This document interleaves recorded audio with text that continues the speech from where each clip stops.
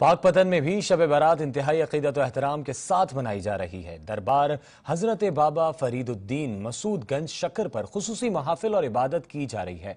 मजीद जानते हैं दरबार बाबा फरीद पर मौजूद नुमाइंदा जी न्यूज महमूद अहमद से। जी महमूद, अपडेट कीजिएगा। जी बिल्कुल, पाकपतन में भी शब बारात की रहमतें और बरकतें समेटने का सिलसिला जारी है।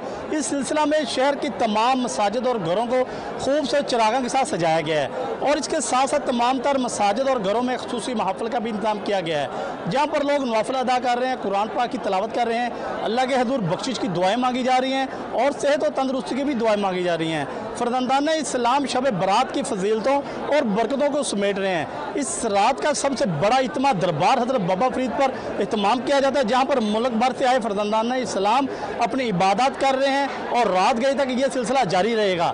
जी अगर यहाँ पे सिक्योरिटी की बात करूँ तो यहाँ पे आने वाले ज़ायरीन के लिए वॉक थ्रू गेट का इंतजाम किया गया है।